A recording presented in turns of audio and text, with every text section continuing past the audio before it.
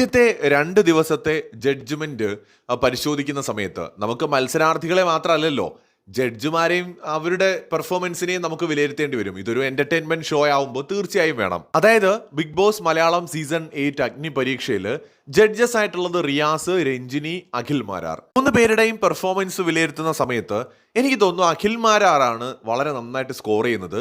പോയിന്റുകൾ പറയുന്ന കാര്യത്തിലാണെങ്കിലും ഒരു പക്വതയുടെ കാര്യത്തിലാണെങ്കിൽ ഒരു ജഡ്ജിൻ്റെ അടുത്ത് നിന്ന് നമ്മൾ പ്രതീക്ഷിക്കുന്ന ഒരു പക്വത, പല വിഷയങ്ങളോടുമുള്ള സമീപനം, ഇതെല്ലാം പരിശോധിക്കുമ്പോൾ അഖിൽ മാരാർ ശരിക്കും അത്യാവശ്യം നന്നായിട്ട് സ്കോർ ചെയ്യുന്നുണ്ട്. അതിനർത്ഥം റിയാസും രഞ്ജിനിയും തീരെ മോശമാണ് എന്നല്ല. കമ്പാരിറ്റീവ്ലി അഖിൽ മാരാർ കുറച്ചും കൂടി നല്ല രീതിയിൽ ജഡ്ജ്മെൻറ്റിൽ മുന്നോട്ട് പോകുന്നു എന്ന് തോന്നുന്നുണ്ട്.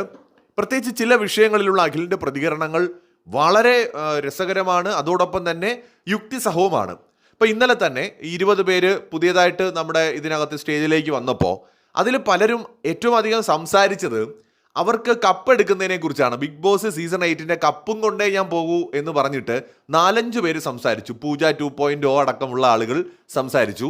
ആ സമയത്ത് അഖിൽ മാരാർ ഒരു ചോദ്യം ചോദിച്ചു, ലോകകപ്പ് കിട്ടണം എന്നുണ്ടെങ്കിൽ ആദ്യം എന്താണ് വേണ്ടത് എന്ന്.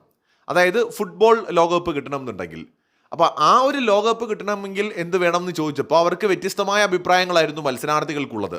പക്ഷെ അഖിൽ ഒരു കാര്യം ചൂണ്ടിക്കാണിച്ചു, ലോകകപ്പ് കിട്ടണം എന്നുണ്ടെങ്കിൽ ആദ്യം അതിന് മുന്നോടിയായിട്ട് നടക്കുന്ന യോഗ്യതാ മത്സരങ്ങളിൽ പങ്കെടുക്കേണ്ടതായിട്ടുണ്ട്. യോഗ്യതാ മത്സരങ്ങളിൽ പങ്കെടുത്ത് ജയിക്കുന്ന ടീമുകൾക്ക് മാത്രമാണ് ലോകകപ്പിലേക്ക് എൻട്രി കിട്ടുന്നത്.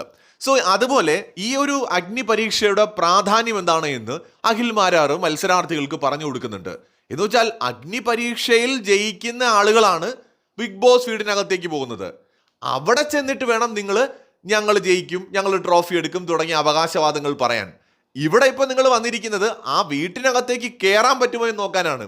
അഗ്നി പരീക്ഷയിലൂടെ ജയിക്കുന്ന ആളുകൾക്ക് ബിഗ് ബോസ് മലയാളം സീസൺ 8 മത്സരാർത്ഥികളായിട്ട് പങ്കെടുക്കാനും ബിഗ് ബോസ് വീടിനകത്തേക്ക് കടക്കാനുമാണ് അവസരം കിട്ടുന്നത്. സോ അഗ്നി പരീക്ഷ പോലത്തെ ഒരു വേദിയിൽ വന്നിരുന്നുകൊണ്ട് സംസാരിക്കേണ്ടത് സീസൺ 8 കപ്പ് എടുക്കുമെന്നതിനെ കുറിച്ചല്ല. കാരണം ഇവിടെ ജയിച്ചിട്ടല്ലേ കപ്പ് എടുക്കുന്ന കാര്യം. അപ്പൊ പ്രായോഗികമായി ചിന്തിച്ചാൽ അഗ്നി പരീക്ഷയിൽ സംസാരിക്കേണ്ടത് ഞാൻ അഗ്നി പരീക്ഷ വിൻ ചെയ്ത് ബിഗ് ബോസ് മലയാളം സീസൺ 8 മത്സരാർത്ഥിയായിട്ട് പോകും എന്നതിനെ കുറിച്ചാണ്. അത് മാത്രവുമല്ല, അതിനുശേഷം അവിടെ ചെന്നിട്ട് പറയാം, ലാലേട്ടനോട് പറയാം, ഞാൻ കപ്പ് എടുക്കാനാണ് വന്നത്, കപ്പ് എടുത്തിട്ടേ പോവുള്ളൂ, ചായക്കപ്പെങ്കിലും കൊണ്ടേ പോകുന്നൊക്കെ ലാലേട്ടനോട് പറയാം. പക്ഷെ ഇവിടെ അതല്ല പറയേണ്ടത്. അഖിൽ അത് വളരെ സ്പഷ്ടമായിട്ട് അങ്ങനെ പോയിന്റ് ഔട്ട് ചെയ്ത് തന്നെ പറയുന്നുണ്ട്. ഞാൻ ജസ്റ്റ് ഒരു എക്സാമ്പിൾ മാത്രമാണ് പറഞ്ഞത്. കഴിഞ്ഞ 2 എപ്പിസോഡുകൾ കാണുമ്പോൾ നമുക്ക് നന്നായി മനസ്സിലാക്കാൻ പറ്റും അഖിൽ മാരാർ ഒരു ജഡ്ജ് എന്നുള്ള നിലയിൽ എക്സലന്റ് ആയിട്ട് പെർഫോം ചെയ്യാൻ ഒരു സംശയമില്ല. മാത്രമല്ല ഒരു പരിധിവരെ പാർഷ്യാലിറ്റി എന്ന് പറയുന്ന സാധനം കാണാൻ പറ്റുന്നില്ല. എന്നാൽ മറ്റ് ജഡ്ജസിൽ ചില സമയത്തൊക്കെ അത് തോന്നിയിട്ടുണ്ട്. ഞാൻ തൽക്കാലം അതിലേക്ക് പോകുന്നില്ല, ഇനിയുള്ള എപ്പിസോഡുകൾ കഴിഞ്ഞിട്ട് നമുക്ക് നോക്കാം. സോ ഇതുവരെയുള്ള ഒരു പെർഫോമൻസ് ബേസ്, ഞാൻ ബിഗ് ബോസിനകത്തുള്ള അവരുടെ പെർഫോമൻസിനെ മാത്രമാണ് വിലയിരുത്തിയത്. സോ അതനുസരിച്ച് എനിക്ക് തോന്നുന്നു ഒരു ജഡ്ജ് എന്നുള്ള നിലയിൽ പക്വത കൊണ്ടാണെങ്കിലും അല്ലെങ്കിൽ പെരുമാറ്റം കൊണ്ടാണെങ്കിലും അല്ലെങ്കിൽ ഇപ്പോൾ അഡ്വൈസുകൾ കൊടുക്കുന്ന കാര്യത്തിലാണെങ്കിലും ജഡ്ജ്മെന്റ് നടത്തുന്ന കാര്യത്തിലാണെങ്കിലും അഖിൽ മാരാർ രഞ്ജിനിയെക്കാളും അല്ലെങ്കിൽ ഈ നമ്മുടെ റിയാസിനേക്കാളും വളരെ ബെറ്റർ ആയിട്ടാണ് എനിക്ക് ഫീൽ ചെയ്യുന്നത്. പക്ഷേ സ്ക്രീൻ പ്രസൻസ് പലപ്പോഴും രഞ്ജിനിക്കാണ് കിട്ടുന്നത്. രഞ്ജിനി വളരെ സ്ട്രോങ് ആയിട്ട് സംസാരിക്കുകയും വളരെ എന്താ പറയുക അഗ്രസീവായിട്ട് റിയാക്ട് ചെയ്യുകയും ചെയ്യുന്നുണ്ട്. അപ്പോൾ അതുകൊണ്ട് തന്നെ ഈ ഒരു ഷോയ്ക്കകത്ത് ഒരു എന്റർടൈൻമെന്റ് ഫാക്ടർ നോക്കിയാൽ എനിക്ക് തോന്നുന്നു രഞ്ജിനിയുടെ സ്ഥാനം കുറച്ച് മുകളിലാണ്, അഖിലിനേക്കാൾ മുകളിലാണ് എന്റർടൈൻമെന്റ് ഫാക്ടർ.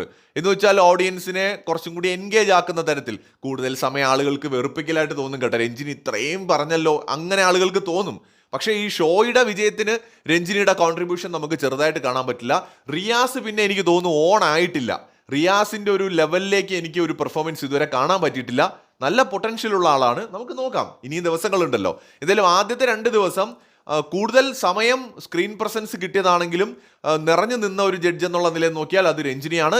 എന്നാൽ താത്വിക അവലോകനം നടത്തുകയാണെന്നുണ്ടെങ്കിൽ ഒരു ജഡ്ജ് എന്നുള്ള നിലയിലെ റെസ്പോൺസിബിലിറ്റിയോട് കൂടി പെരുമാറിയ ആള് അഖിൽ മാരാറുമായിട്ടാണ് എനിക്ക് തോന്നിയത്. പ്രേക്ഷകരുടെ വിലയേറിയ അഭിപ്രായങ്ങൾ ദയവായി കമന്റ് ചെയ്യൂ.